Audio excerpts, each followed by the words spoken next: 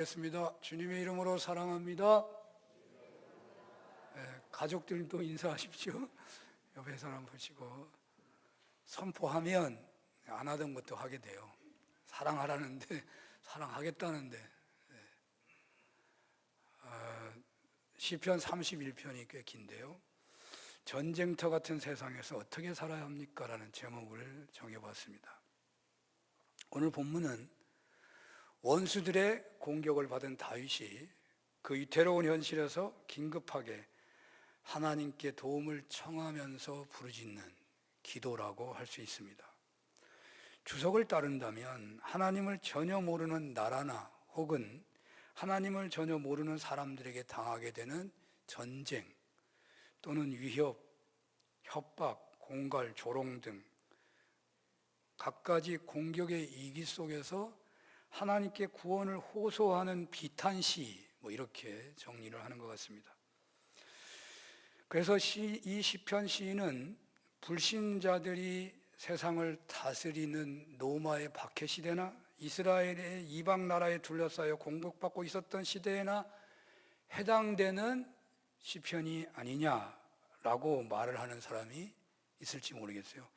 오늘날에 그런 때가 그런 상황에 있는 경우가 그렇게 없을 테니까요. 물론 오늘날 우리네가 시편 시인과 같은 자리에 있을 수는 없겠지만 이방인 또는 원수들의 공격을 받은 시인이나 오늘날 믿는 사람들이 불신의 세상에서 살아가며 겪게 되는 핍박이나 공격을 받는 현실도 시편의 배경과 거의 유사하다고 봐도 틀리지 않을 것 같습니다. 혹 어떤 분들은 자신은 다른 사람이 나를 공격을 해도 나는 그냥 반응하지 않고 또 대적하지 않는다. 그렇게 말하는 사람이 있을지 모르죠. 호인 같은 사람들.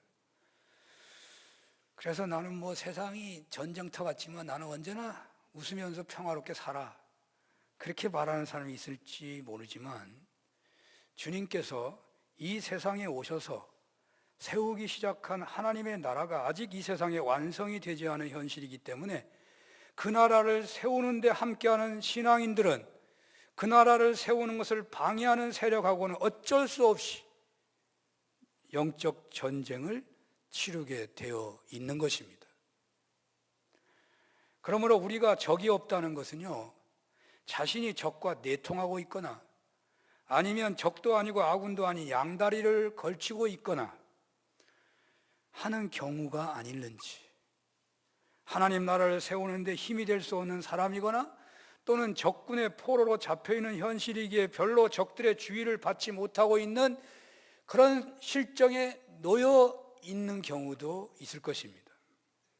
때문에 만약에 하나님 나라가 온전히 세워지지 않는 이 세상에서 영적 전쟁의 현실을 거의 느끼지 못하고 있다면, 그런 신앙인이 있다면 사실은 신앙적인 측면에서는 매우 위기일 수도 있다 그 말이에요. 그렇습니다. 모든 신앙인은 하나님의 나라를 위해서 부름받은 사람들입니다. 우리는 다 형편과 처지가 다르지만 각각의 위치에서 적절한 모습으로 하나님 나라를 건설해 가는 사명을 부여받고 있는 것입니다. 어떤 분들은 선생님으로, 어떤 분은 회사의 직원으로, 어떤 분은 사업가로, 어떤 분은 무슨 전문인으로 그 분야와 그 영역이 주님의 주권이 받아들여지도록 섬기고 헌신하고 전하는 삶을 살도록 하나님 맡겨주신 거 아니겠습니까? 교회라는 공동체에서 주인 되신 예수님께로부터 은혜 받고 세상에 나가서 하나님 나라 확장을 위하여 영적 전쟁을 하는 것이라고 할 수 있는 것입니다. 그렇기 때문에 믿는 사람은 원하든 원치 않든 세상의 복음의 편지와 같은 것입니다. 가정에서 혼자 예수 믿고 있다면 가족 모두에게 그 사람은 빛과 소금으로 되어야 하는 것이죠. 그래서 안 믿는 가족들에게조차 공격받을 수 있는 겁니다. 직장에서도 그렇고 친구 관계에서도 그렇고 하나님 나라를 세우는 데 충성하려고 하면 할수록 영적 전쟁의 현실은 더욱 피부에 가깝게 느껴질 수밖에 없다는 것이죠. 본문의 전쟁의 현실은 다윗 왕이 하나님을 전혀 모르는 이방 나라의 공격에 처하여 놓이게 된 위기였다고 할 수 있죠. 또 모양만 신앙인이고 실체는 하나님을 두려워하지 않는 사울과 그 일파에게 끊임없이 당했던 현실이라고 할 수 있습니다. 바로 그 시련의 현장에서 자신의 목숨이 위기에 놓이게 되었던 그 현실이 이 본문의 배경이라고 보여집니다. 물론 우리네 삶의 자리는 오늘 본문처럼 칼과 창으로 싸우는 전쟁 현장은 아닙니다. 하지만 우리네 삶도 돌아보면 불신의 세상 복판에서 신앙인으로 살아가야 하기 때문에 전쟁터 같은 현실에 주어질 때가 꽤나 있다는 것이죠. 아니, 주님께서 부활 승천하신 이후에 그 하나님의 나라가 다가오고 있기 때문에 신앙인으로 불신의 세상에서 하나님 나라를 확장하는 하나님의 구원사에 함께 한다면 어느 누구도 영적 전쟁의 현실을 피할 수 없을 것입니다. 전쟁터 같은 세상에서 신앙인들은 어떻게 살아가야 하겠습니까? 입시전쟁, 무슨 취업전쟁이라는 말대로 일반 시민들의 세상살이도 전쟁터 같은 느낌이 있습니다. 이런 세상에서 신앙인들은 어떻게 살아야 한다는 것입니까? 오늘 본문에서 이런 질문을 할 때 오늘 본문의 첫 번째 대답은요, 부르짖어 기도하며 살아라, 그런 대답이에요. 아니, 목사님 너무나 뻔한 얘기 하셔요. 우리가 강해 설교 하잖아요. 시편 31편 오늘 왔어요. 하나님이 이 어려운 세상에서 우리 어떻게 살아야 되느냐고 그런 궁금증, 그런 소원을 가지고 예배하는 여러분들에게 부르짖어 기도해라, 그렇게 대답하신다는 말입니다. 그러면 어떻게 반응해야 돼요? 아, 내가 정말 하나님에게 기도하고 살고 있는지 우리 돌아봐야 되나, 그 말이에요. 당연하지만 당연한 거 내가 하고 있냐, 이 말이에요. 얼마나 우리가 기도를 하지 않는다면 성경에서 이렇게까지 우리에게 말씀을 하시는가 라고 이 본문을 받아야 된다고 말이에요. 세상살이로 힘드는데 신앙인은 영적 전쟁까지 해야 하기 때문에 기도하지 않으면 안 된다는 그런 말씀을 하고 있는 것입니다. 하나님이 도와주시지 않으면 결코 승리할 수 없는 것이 영적 전쟁이에요. 세상 전쟁은 열심히 땀 흘리고 수고하고 남 잠잘 때 일찍 일어나서 일하고 그러면요 승리하는 경우가 많아요. 영적 전쟁은 힘으로 되는 게 아니더라고요. 영적 전쟁은 능력으로만 되는 게 아니에요. 어찌 우리가 우리를 공격하는 자들의 배후인 사단을 해볼 수가 있겠습니까? 불가능해요. 하나님의 도우심이 없다면 실패할 수밖에 없는 것입니다. 어찌 다윗이 사울을 해볼 수 있겠습니까? 힘으로 했다면요 얼마든지 사울은요 다윗이 왕되기 전 10년 전, 10몇 년 전에 이미 사울은 죽었을 거예요. 힘으로 할 수 없는 거예요.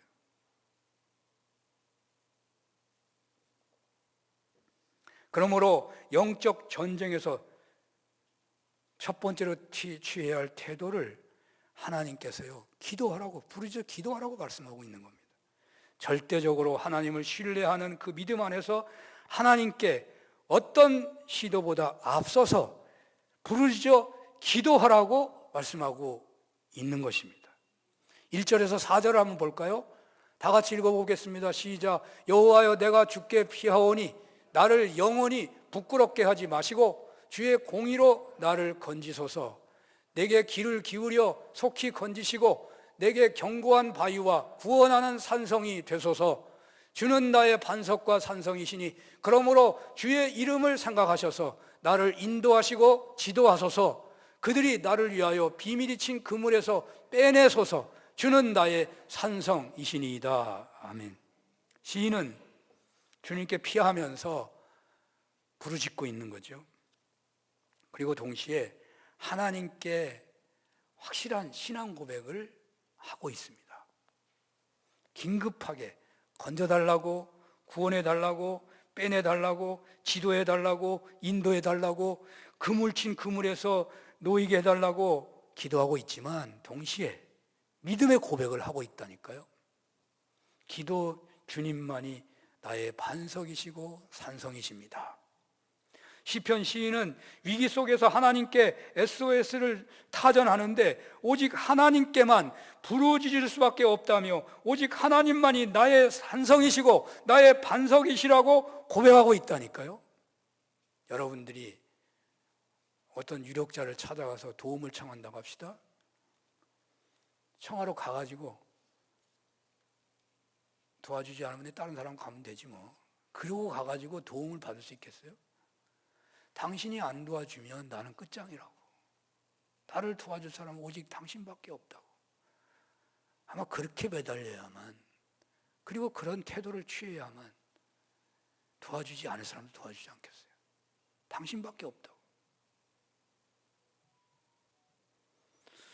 어떻게 살아야 할까 도저히 방법이 나오지 않는 현실에서 우리가 해야 할 일은 먼저 기도하는 것인데, 그저 구해달라고만 기도하는 것이 아니라 오직 하나님만이 나를 건져주시고 인도해 주실 분을 분명히 인도해 주실 분이 됨을 분명하게 고백하며 부르짖으라는 말입니다. 여러분의 기도의 태도가 달라질 겁니다. 어린아이가 산길을 가다가 길을 잃었어요. 저는 어렸을 때 제가 경험한 거예요. 하나 어렸을 때 가족 따라서 나가다가 이 진달래꽃이 어렸을 때는 그렇게 보면 이뻐요. 진달래꽃 이게 따먹었어요. 맛있어. 맛있는지 모르지만 어렸을 때는 맛있게 먹었어요. 이게 꽃이 많은 데로 돌아가다 보니까 사람들이 안 보이더라고. 그냥 당황했던 기억이 있어요. 어린아이가요, 어떻게 하겠어요? 아버지라고 부르잖아요, 아버지. 나 큰일 났어요. 어디 계세요? 나 살려주세요. 그 어린아이에게는 아버지밖에 없는 거죠. 이 아이의 마음에는 아버지만 부르는 거예요. 이상하게 아이들도요, 2급할 때는 아버지를 부르더라고. 엄마를 안 부르고. 그거 어떻게 금방 알아채는가. 아버지가 대답만 하면 안심이잖아요. 인생을 사는 중에 피해갈 수 없는 위기에서 어떻게 살아야 하겠습니까? 여기 어린아이가 아버지를 부르는 것과 같은 기도는요, 어린아이가 할 수 있는 최고의 방법인데 시편 시인의 기도가 바로 이런 차원의 기도였다고 볼 수 있다니까요. 제가 자주 쓰는 간증인데 예화인데요. 제가 목회하면서 그 아버지만 부르면서 기도하는 사람을 봤어요. 이분이요, 결혼하고 애를 둘을 낳았는데, 아들만 둘 낳았는데 이제 3, 4년 된 거죠. 막 아이들 낳았는데 남편이 사고로 돌아가셨어요. 어린아이 둘만 둔 젊은 세대로 참으로 살 길이 막막해요. 지푸라기라고 잡는 심정으로 전도하는 사람의 인도를 받아가지고 교회에 발을 디뎌놨대요. 새벽마다 막 옛날에 얼마나 부르짖어 기도해요. 그런데 자신은 자신의 노인 현실을 어떻게 타개해야 할지 전혀 상상이 안 되는데요. 내가 뭐라고 살아야 되지? 죽을 수가 없어서 사는 거예요. 어떻게 방법이 보이지 않는 거예요. 다른 사람들은 뭐라고 기도를 많이 하는데 자기는 뭐라고 기도를 해야 될지 기도끈을 못 잡는 거예요. 어떻게 해야 될지 모르는 거예요. 그냥 마음에서 그냥 북받쳐오는 그 마음이 이게 뜨거운데 울음이 펑펑 나오는데 어떻게 못해. 근데 어느 순간에 툭 터졌는데 그냥 입에서 아버지라고 나오더래요. 옆에서 아버지 할 소리가 들렸겠죠. 아버지 부르기 시작하는데 그냥 기도의 문이 열린 거예요. 근데 이분은요, 자기 현실이 그래서 그런지 그냥 계속 아버지만 불렀대. 아버지만. 네, 그게 능력인 모양이죠. 오늘 시편 시인의 기도가 이 아버지 부르는 기도하고 거의 비슷해요. 어린아이가 아버지를 부르는. 어려운 현실에 놓여 있습니까? 길 잃은 어린아이가 아버지를 부르는 그 심정으로 아버지라고 외치며 기도해 보시기를 바랍니다. 하나님과 여러분 자신 사이에 어린아이와 아버지의 관계가 이루어지기만 한다면, 어린아이의 소리에 민감하게 대처하는 아버지처럼 하나님께서는 바로 여러분들의 위기 현실에 개입하시게 될 것입니다. 아버지라고 부르짖어 보시기를 바랍니다. 다급하게 부르짖는 아버지의 외침, 동시에 오직 하나님만이 나의 유일한 아버지시라는 확고한 고백을 올려드리는 기도는 능력이 있는 거예요. 그렇습니다. 이 아버지라고 부르는 것에는요, 다급하게 부르짖는 것이 있지만 아버지만 오시면 나타나면 다 해결된다는, 오직 아버지만이 나를 구원할 수 있다는 고백이 있다니까, 거기에. 그래서 아버지라는 부르님의 기도가 능력이 되곤 해요. 물론 주술적으로 아버지 하라는 말 아니에요. 그러면 그 의미가 없어요. 그냥 주술적으로 아버지 그래 안 되는 거예요. 그런 아버지는 의미가 없어요. 시편 시인처럼 간절한 간구와 확고한 신앙 고백이 있는 부르짖음은 능력 있는 기도가 되는 것입니다. 이렇게 부르짖는 기도로 좋으신 하나님 아버지의 건지심과 보호하심과 인도하심이 있으시기를 축원합니다. 두 번째로, 우리네가 이 세상을 살아가는데 어떻게 해야 될지 모를 때 시편 시인은 어떠한 안내를 우리에게 하고 있는 것일까요? 11절에서 13절을 보도록 하겠습니다. 다 같이 한번 읽어봅니다. 시작. 내가 모든 대적들 때문에 욕을 당하고 내 이웃에게서는 심히 당하니 내 친구가 놀라고 길에서 보는 자가 다 나를 피하였나이다. 내가 잊어버린 바 됨이 죽은 자를 마음에 두지 아니함과 같고 깨진 그릇과 같으니이다. 내가 무리의 비방을 들었으므로 사방이 두려움으로 감싸였나이다. 그들이 나를 치려고 하며 은원할 때에 내 생명을 빼앗기로 꾀하였나이다.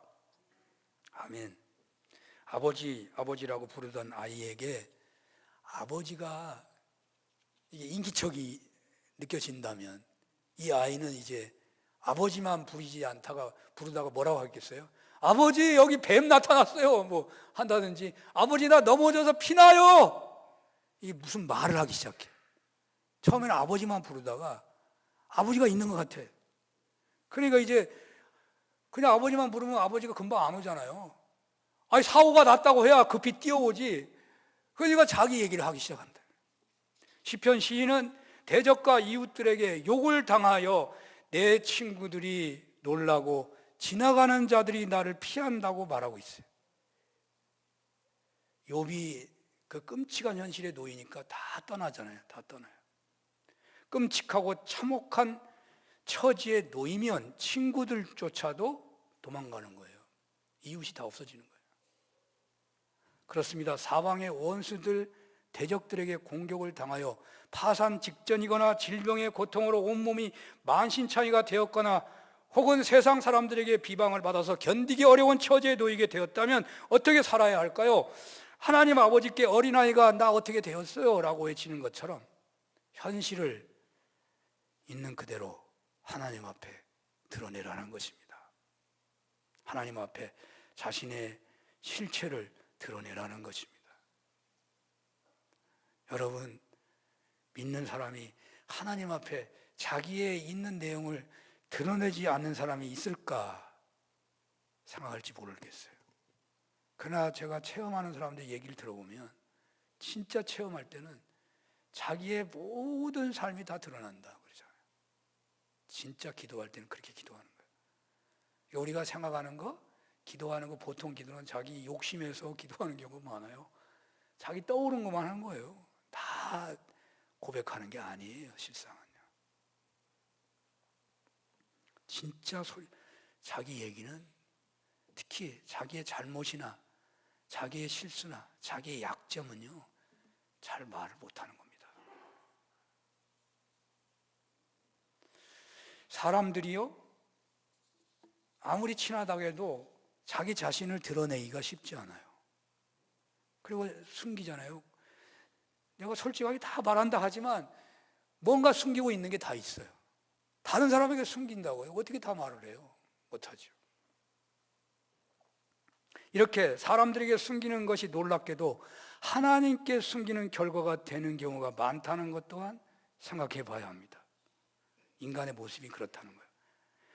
보이는 부모님을 공경하지 못하는 사람이 보이지 않는 하나님을 공경하겠느냐 하는 말처럼 보이는 사람에게 자신을 공개하지 못하면서 어찌 하나님께 자신을 드러내겠느냐 하는 말이 되는 경우가 많답니까요?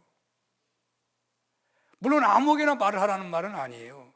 목사님이나 친한 친구에게나 존경하는 어떤 이웃에게, 부모님에게, 아내나 남편에게 잘 털어놓는 것이 좋다는 것입니다. 그 털어놓는 사람이 정말 하나님께 털어놓는 사람이다 그 말이에요. 나는 친한 사람, 이웃에게 안 털어놔도 하나님께는 잘 털어놔. 그건 반절은 거짓말이래요. 그렇게 되기 어렵다는 거예요. 숨기면 병이 커지는 것입니다. 숨기면 해결책이 나타나지 않습니다. 사람에게 드러내는 것이 하나님께 드러내는 것과 거의 같은 효과가 있다는 거예요. 이건 기독교 상담사들조차도 인정하는 견해입니다. 기독교 상담가들도 그렇게 얘기합니다. 저에게 이런 경험이 있어요. 저는 약점을 가지고 놀리는 그런 경우가 있다고 있었는데, 그러나 그렇게 자꾸 약점을 가지고 놀리면 그냥 공격에 자꾸 내가 뭐라고 하면은 그걸 가지고 계속 공격하거든요. 그래서 저는 그냥 그래, 나 원래 그런 사람이야 해버릴 때가 있어요. 그게 지혜인 것 같더라고. 내가 그걸 받아들이면요, 그냥 그게 없어져 버려요. 문제가 없어져 버려요. 어떻게 살아야 할지 모르겠습니까? 문제의 현실을 정직하게 하나님 앞에 혹은 믿을 만한 사람들 앞에 드러내 보시기를 바랍니다. 여기서 드러내라고 하니까 무슨 치부까지 다 드러내라는 말은 아니에요. 과거에 예수천당이라는 말을 들어봤을 것입니다. 예수천당, 불신지옥 들고 다니면서 막 세상을 흔들흔들 했던 사람들이 있었습니다. 그런데 이분들은 죄 해결을요, 공개 석상에서 합니다.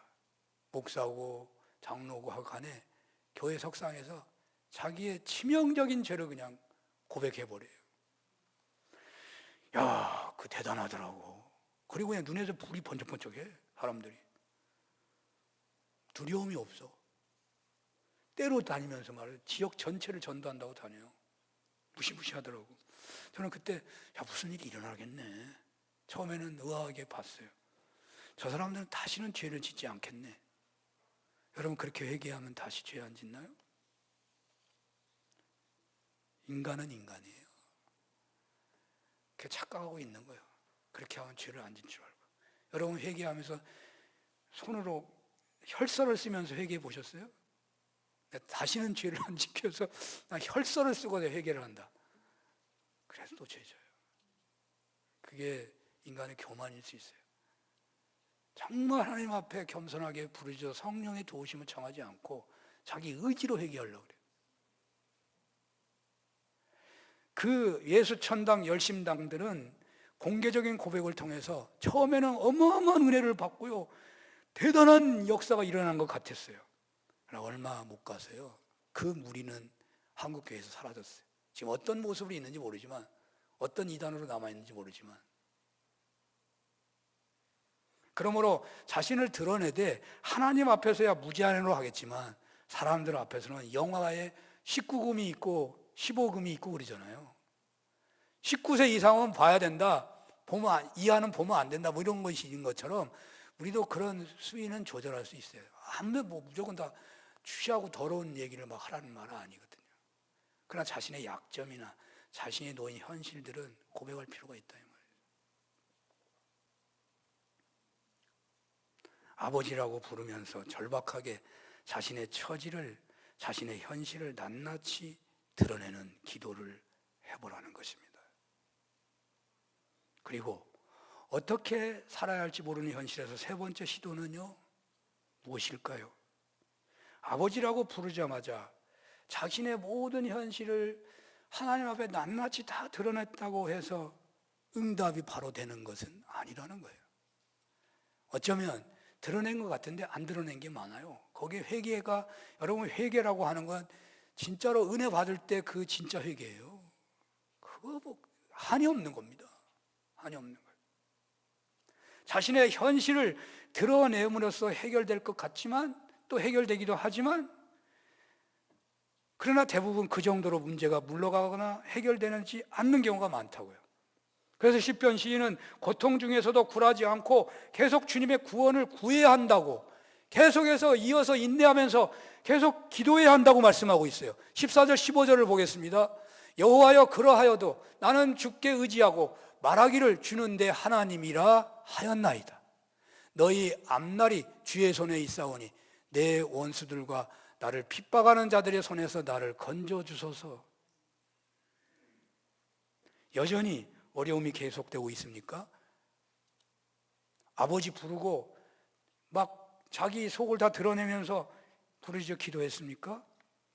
그래도 아직 해결되지 않았다고 하더라도 포기하지 말라 그 말이에요.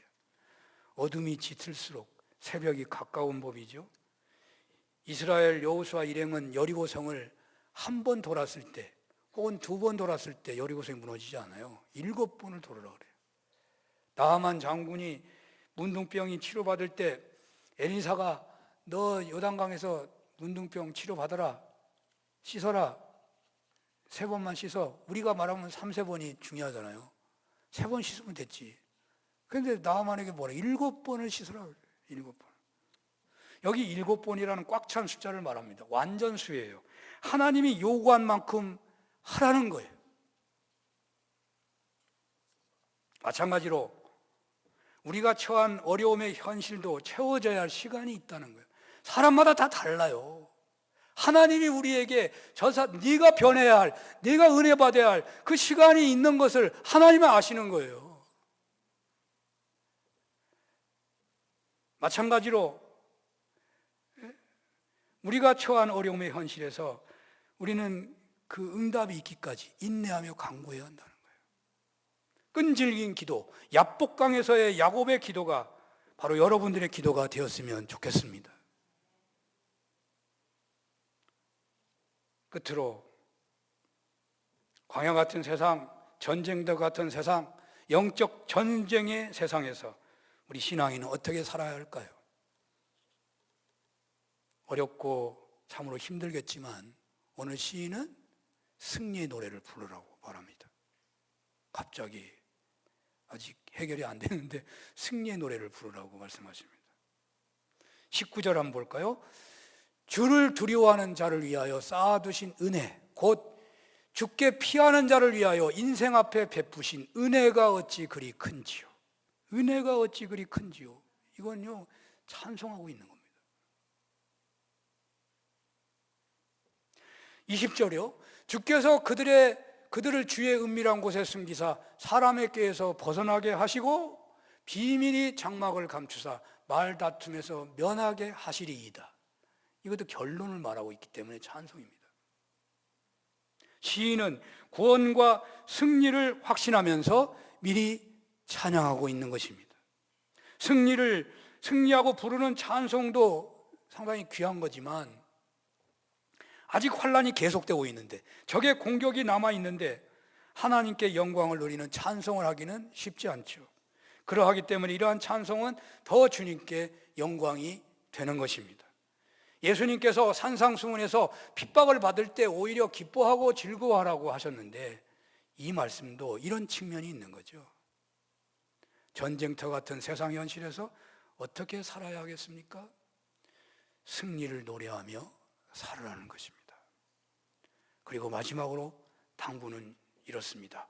23절, 24절 다 같이 한번 읽어보겠습니다. 너희 모든 성도들아 여호와를 사랑하라. 여호와께서 진실한 자를 보호하시고 교만하게 행하는 자에게 엄중히 갚으시느니라. 여호와를 바라는 너희들아 강하고 담대하라. 아멘. 전쟁터 같은 세상, 영적 전쟁터 같은 현실에서 어떻게 살아야 하겠습니까? 여호와 하나님을 사랑하고 그 고백 아래서 살고 끝까지 진실되게 살고 어떤 경우에도 교만을 경계하는 중에 마지막 드러내는 태도는 강하고 담대하라는 것입니다. 이 세상에서 어떻게 살아야겠습니까? 하나님의 나라를 세워가는 데 부름받아서 살아갈 때 어떻게 살아야 하겠습니까? 사방의 원수들이 공격하는 것과 같은 위기의 현실에 놓여 있을 때에 어떻게 살아야 하겠습니까? 아버지라고 간절히 부르짖으며 기도하시길 바랍니다. 숨겨져 있는 것을 드러내시고 하나님 때가 자신의 때와 같이 다르다는 것을 아시고 인내하며 응답이 있기까지 기도하시기를 바랍니다. 그리고 하나님 사랑하는 나를 입에 달고 사시고 진실함과 겸손의 태도를 놓치지 마십시오. 마지막으로 드러나는 것은 언제나 강하고 담대함이 되시기를 바랍니다. 이런 은혜가 있으시기를 축원합니다. 기도하겠습니다. 하나님, 말씀대로 하나님만 나의 아버지인 것을 고백하고 기도하게 하시고 말씀대로 하나님 사랑 고백하고 승리의 노래 부르게 하시고 말씀대로 진실과 겸손을 유지하게 하시고 말씀대로 강하고 담대하게 하소서. 예수님 이름으로 기도합니다. 아멘.